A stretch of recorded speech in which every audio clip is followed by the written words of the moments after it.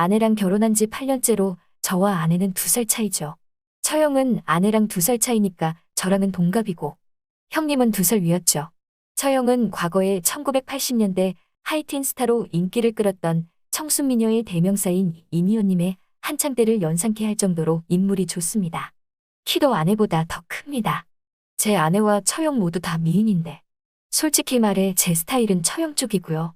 저와 아내는 아는 형님 소개로 만났는데 원래는 그 형님이 지금의 처형을 저와 만나게 할 생각이었는데 그때 마침 처형이 지금의 형님을 만나고 있던 중이라 지금의 아내를 소개시켜줬던 것이고요. 결국 그렇게 두 커플은 비슷한 시기에 결혼을 하게 되었습니다. 퇴근하고 집에 들어와 보니 처형이 와 있었다. 처형 웬일이야? 이 시간에?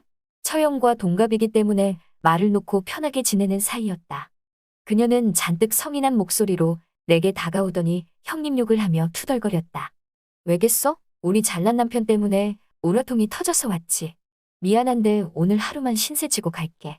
우리야 괜찮지만 참 형님은 무슨 일로 또 처형을 열받게 했대. 처형의 남편인 동서는 직장도 오래 있지 못하고 몇 번 옮기다가 작은 사업을 시작했는데 여러모로 힘이 드는 모양입니다. 그래서 최근 부부싸움도 자주 해서 친정집 자주 가기도 미안했던지 우리 집에 와서 하루 이틀 있다가 형님이 데리러 와서 돌아가곤 했지요. 암튼 처형 기분이나 풀어줄 요량으로 처형과 외식을 하고 노래방으로 놀러 갔다. 처형이 먼저 노래를 부르기 시작했다. 왁세 오빠. 빠른 리듬이 나오고 처형은 몸을 비비꼬면서 노래를 부르기 시작한다.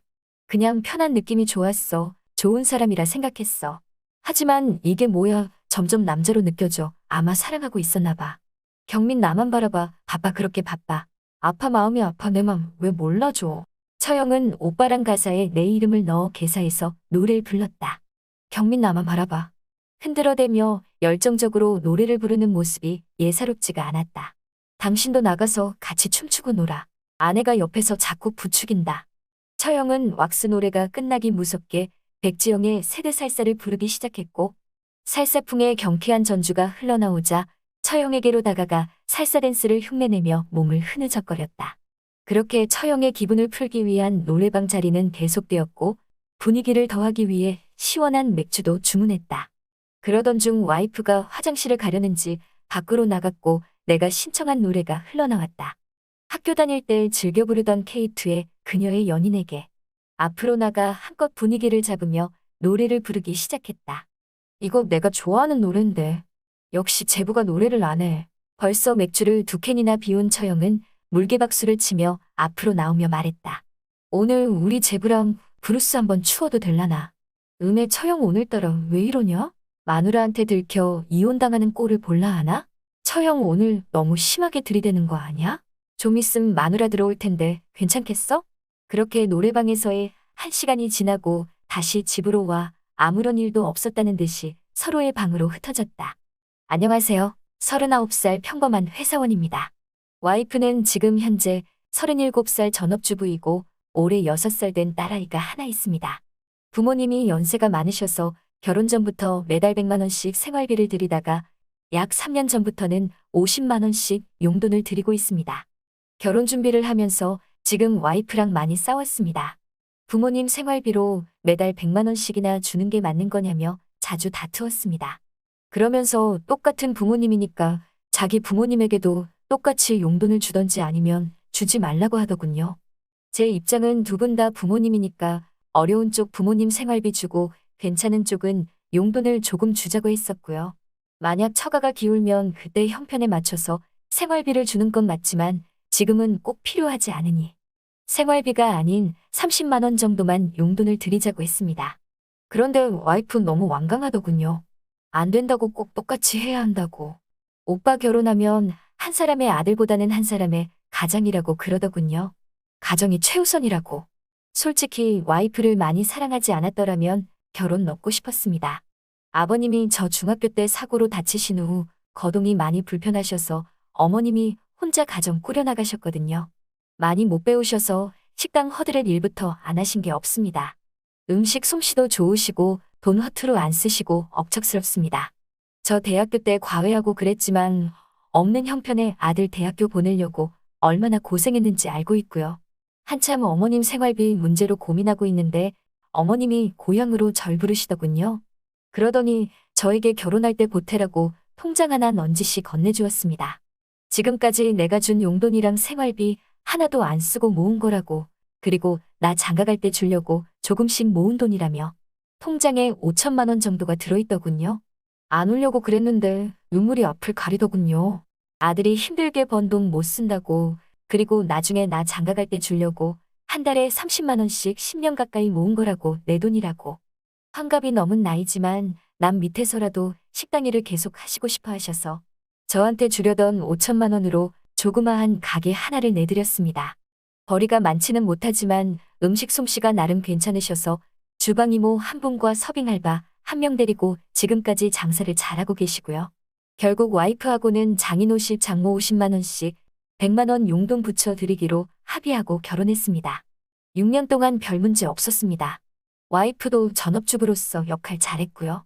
저는 다니던 직장을 그만두고 조그마한 회사를 창업했는데 일이 잘 풀려서 돈벌이가 많이 좋아졌습니다. 근데 1년 전쯤에 어머님이 저에게 전화를 하셨더군요. 요즘 사무실 힘드냐고? 아니라고 무슨 일이냐고 물었더니, 아니 잘 되면 됐어, 힘들면 나한테 언제든지 말해 하고 말꼬리를 흐리시더니 끊으시더군요. 이상한 낌새가 느껴져서 와이프에게 지금까지 적은 가계부하고 통장 달라고 했더니 와이프가 자꾸 머뭇거리더라고요. 자기를 못 믿냐고. 그러면서 안 보여주려고 길길이 날뛰길래 온 집안을 다 뒤져서 통장이랑 가계부를 찾았습니다. 통장에 잔고가 하나도 없더군요. 2억 정도 되는 돈을 처형한테 계좌이체한 흔적만 있고 3개월 정도 우리 집에 용돈도 안 붙였더군요. 아마 어머니는 10년 넘게 꼬박꼬박 제 날짜에 들어오던 돈이 몇 개월째 들어오지 않으니 제 사업에 문제가 생겼나 걱정했던 거였어요. 이게 다 어떻게 된 거냐고 아내에게 따져 물었더니, 처형 남편, 그러니까 내가 사업 시작해서 잘 나가니까 배가 아팠던 동서가 무리하게 사업을 확장을 하면서 아파트 담보 대출금에 장인어른 퇴직금까지 다 날려먹었다고. 아파트 차 앞 들어간다고 해서 처갓집 지금 길거리에 나은 게 생겼는데 사고친 동서는 혼자 외국으로 도망갔다고. 누군가는 수습을 해야 하긴 하는데 어떻게 하냐고 울먹이더군요. 자기도 재산 형성에 기여했으니 그 정도는 쓸 수 있지 않냐고. 친정 부모님도 부모님인데 자식된 도리로 부모님 길거리에 낳는 꼴 어떻게 보냐고. 그러면서 자기 친정 생활비로 한 달에 200만 원씩 붙여주거나 저희 어머님에게 했던 것처럼 작은 가게라도 하나 얻어주면 안 되냐고 하대요. 그리고 며칠 뒤 아내에게 사정을 듣고 처형에게 연락이 온 겁니다. 처형은 형님의 사업 실패 후 집이랑 모아둔 돈 다 날려먹고 원룸 월세를 얻어 혼자 지내고 있었거든요. 당시 원룸 얻을 때도 제가 부동산을 같이 따라다니며 보증금까지 내줬더랬죠. 제부 괜찮은 거냐고? 시간 되면 자기랑 술 한잔 하자고요. 사실 처형도 불쌍한 사람이잖아요. 다음날 퇴근하자마자 처형 집으로 향했습니다. 소고기 집에서 저녁으로 반주를 한잔하고 그녀의 집에서 커피를 한잔했습니다. 제부, 그렇게 돈 문제로 아내랑 스트레스 받을 거면 엄한 데서 풀려고 하지 말고 언제든지 나한테로 와. 근데 그 말이 좀 이상하게 들렸습니다. 야심한 밤 원룸에서 그녀와 단둘뿐. 정말 좋은 찬스가 아닌가.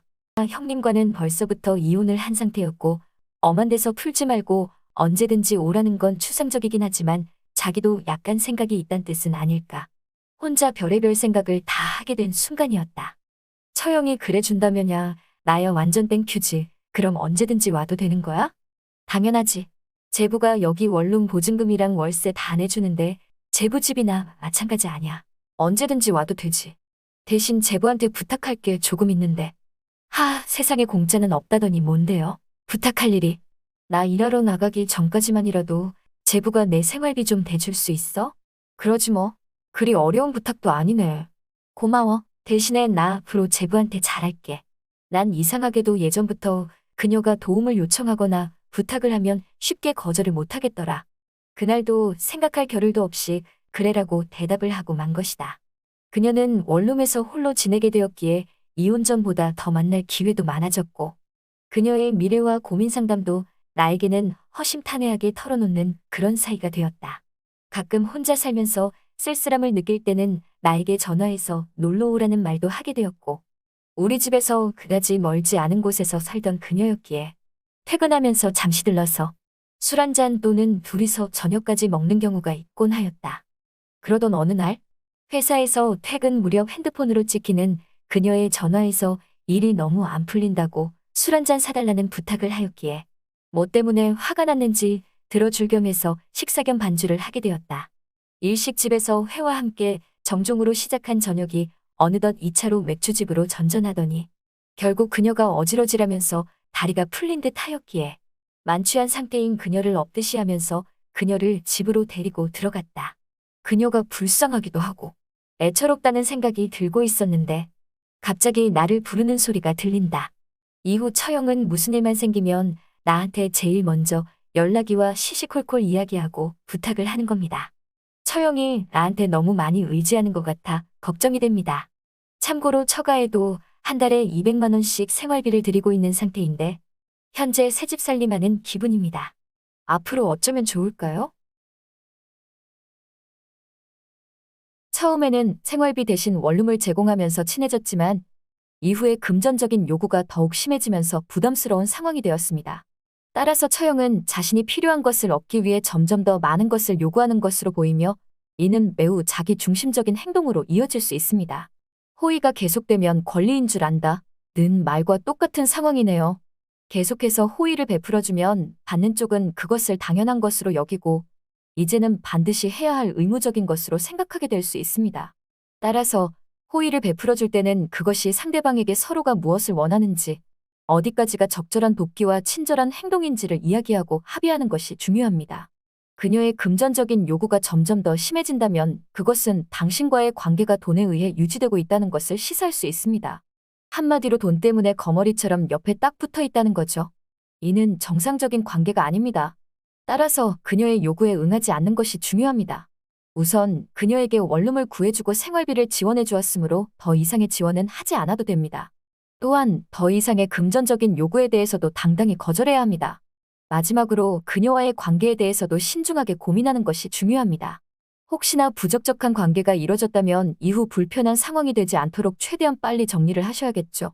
그리고 그녀의 지나친 요구가 지속되면서 자신의 일상에 부담이 되고 힘이 드는 상황이 된다면 그녀에게 그것을 이야기해 주는 것이 좋을 것입니다.